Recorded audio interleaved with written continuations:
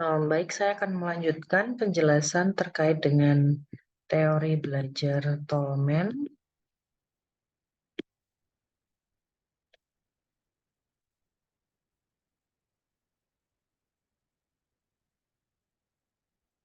Oke.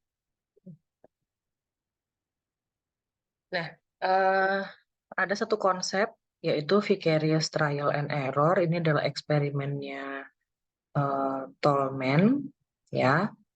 Eh, di sini eh,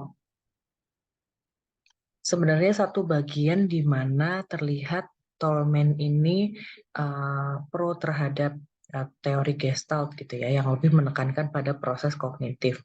Di sini dilihat di kotak eksperimennya, di Tolman maze-nya, di sini ada tikus dalam box ya, seperti yang tadi disampaikan, dia akan berhenti berlari, kemudian melihat, menengok ke kanan kiri, kemudian dia akan menentukan kira-kira dia akan memilih eh, pilihan yang mana sebagai solusinya itu.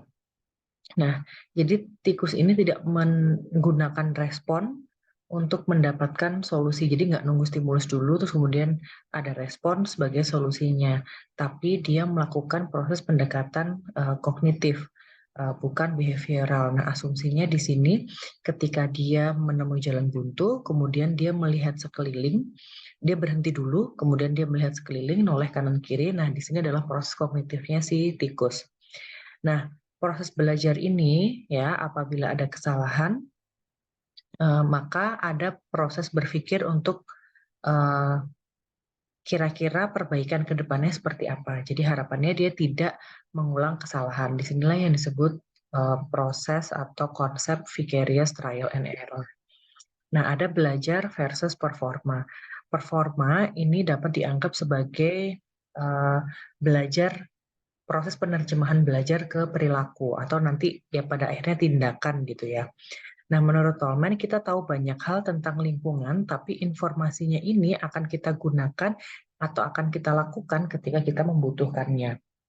Jadi dalam keadaan membutuhkan, nah seseorang akan menggunakan hal-hal yang telah ia pelajari dari lingkungan untuk mendekatkannya pada sesuatu hal untuk memenuhi kebutuhannya gitu ya. Jadi misalnya kita belajar masak lewat YouTube, tapi kita nggak langsung melakukan. Nah, ketika butuh untuk masak, baru kita menunjukkan performa atau baru kita bertindak. Nah, disinilah namanya performa atau kinerja. Nah, stimulus terus dipupuk dan respon menunggu saat dibutuhkan, ya saat bertindak tadi. Nah, kemudian ada yang ketiga adalah latent learning. Jadi key konsep eh, yang ada pada Tolman ini sendiri juga ada yang istilahnya latent learning. Nah, proses belajar ini akan ada atau akan bertahan sampai pada kondisi seseorang membutuhkannya, gitu ya. Jadi dia akan muncul suatu ketika dibutuhkan, gitu ya. Contohnya misalnya ada anak 2 tahun memegang remote untuk pertama kali misalnya, walaupun dia memegang untuk pertama kali, tapi dia akan melihat bagaimana cara menggunakannya misalnya, atau ini bisa diapain sih, misalnya bisa dipencet atau harus diapain, misalnya dengan dia sebelumnya mengamati lingkungannya, cara orang lain memegangnya, penggunaan untuk apa dan lain sebagainya.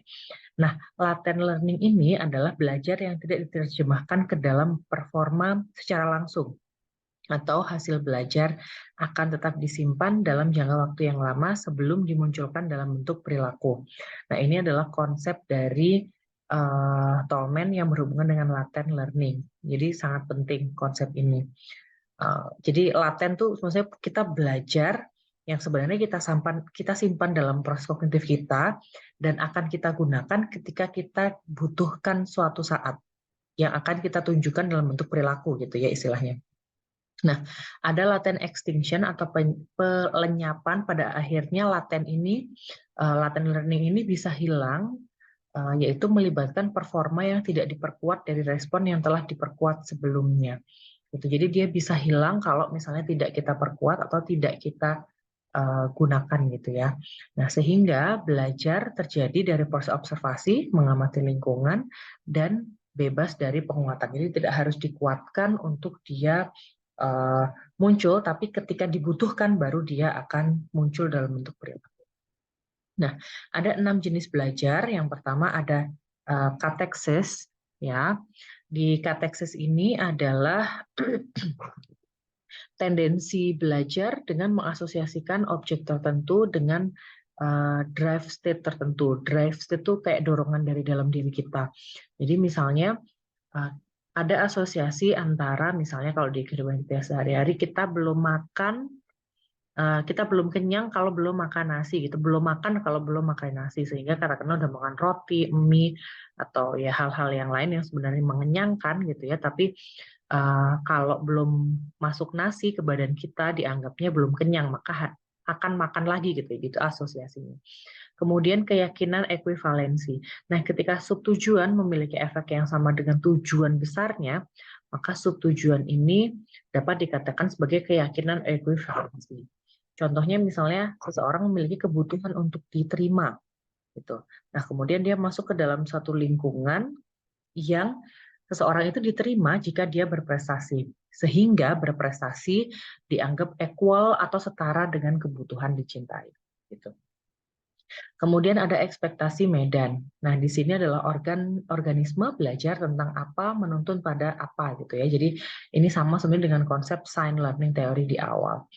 Sehingga seseorang akan melihat tanda-tanda tertentu dengan harapannya akan memunculkan tanda yang lain gitu ya.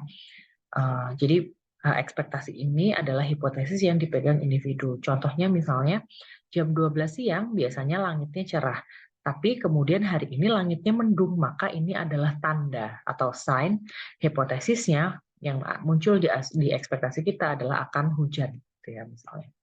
Oke, kemudian yang keempat ada mode medan kognisi. Nah, ini adalah satu cara yang digunakan untuk memecahkan situasi yang menuntut problem solving gitu ya. Nah, di sini adalah isinya kecenderungan untuk mengatur medan konseptual dalam konfigurasi tertentu agar dapat memecahkan masalah. Nah, di sini sebenarnya gambaran umumnya adalah proses kognisi dalam nantinya kita berhubungan dengan kreativitas. Contohnya misalnya, biasanya kita mengaduk gula itu atau mengaduk gula misalnya di minuman gitu ya, mau bikin kopi misalnya itu pakai sendok. Nah, tapi suatu ketika kita membutuhkan sendok gitu ya untuk mengaduk gula dalam minuman, tapi kita lagi ada kemah di gunung dan nggak ada sendok. Sehingga solusinya adalah kita menggunakan hal apa yang lain yang memungkinkan untuk mengaduk. Misalnya yang ada di situ adalah saset minuman, sehingga kita menggunakan saset minuman. Gitu. Oke, kemudian yang kelima adalah drive discrimination. Jadi misalnya kemampuan organisme untuk menentukan kebutuhannya secara tepat. Ia dapat si organisme ini dapat menentukan ya dorongan dari dalam diri mereka, entah itu misalnya dorongan fisiologis atau sosial gitu ya. Misalnya membentuk perilaku atau proses belajar seseorang. Misalnya, ada tikus, kemudian dihadapkan di depannya ada makanan dan minuman. Maka tikus itu memilih makanan atau minuman disesuaikan dengan kondisi dasarnya dia. Dia sedang lapar, maka dia akan ambil makanan. Kalau dia sedang haus, maka dia akan mengambil minuman. Kemudian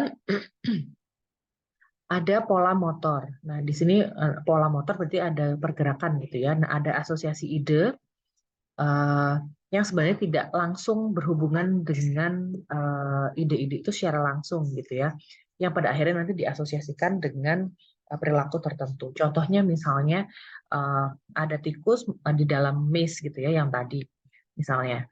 Nah, dia berusaha mencari jalan keluar dari maze itu. Maka setiap kali dia menemui hambatan, misalnya ada tembok gitu ya, tembok maze itu, nah dia akan menunjukkan pola motor. Dia akan bergerak menoleh ke kiri dan ke kanan sebagai upaya untuk mencari solusi atau mencari jalan keluar gitu. Nah, dia akan terus belajar. Ketika dia ketemu tembok, dia akan menoleh kanan kiri, begitu juga seterusnya. Oke, kemudian yang terakhir, konsep terakhir adalah intervening variable.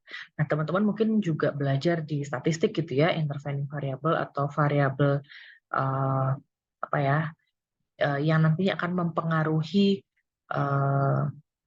si perilakunya atau ya variabel independen, variabel dependentnya gitu ya. Nah, variabel intervening atau intervening variabel ini adalah variabel yang tidak secara langsung terlihat, tapi mempengaruhi perilaku gitu ya. Nah, di proses belajar ini bisa jadi dipengaruhi atau dimediasi oleh hal-hal seperti ekspektasi, persepsi, representasi, kebutuhan, atau variabel-variabel internal ataupun eksternal atau di lingkungan lainnya.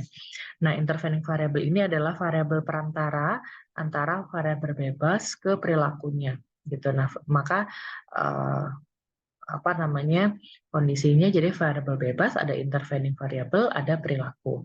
Atau misalnya kalau secara umum ya ada variabel bebas, biasanya ada langsung variabel terikat gitu ya. Nah, di tengah-tengahnya itu yang bisa menjadi perantara ini adalah intervening variable yang bentuknya tadi ekspektasi, persepsi dan lain sebagainya.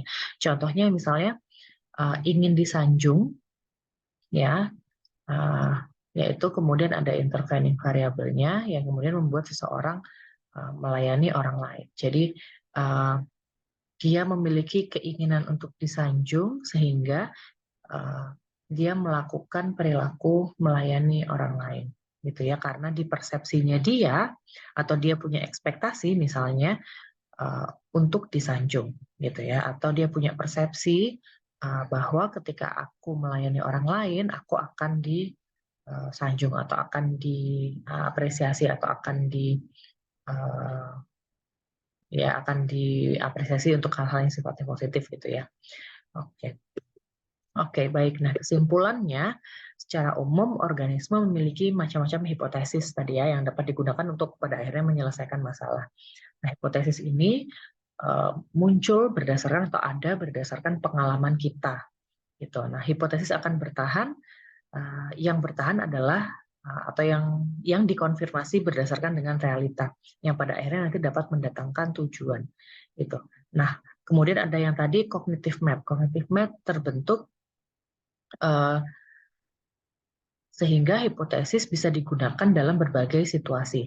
Nah, namun kalau misalnya pun tidak bisa digunakan, maka akan menggunakan atau memakai alternatif lain yang usahanya paling kecil, tapi yang akan membentuk belief kita. Gitu. Nah, ketika ada motivasi baru yang perlu untuk dipuaskan atau dilakukan, pada akhirnya nanti organisme akan menggunakan info dari cognitive map-nya. Jadi fakta bahwa info akan ada hanya jika dalam keadaan tertentu adalah dasar yang penting dalam pembedaan learning performance. Nah, kemudian yang terakhir intervening variable adalah variabel perantara dari variabel bebas dan perilakunya. Oke, baik, terima kasih banyak. Jika ada pertanyaan bisa kirim ke email saya. Terima kasih.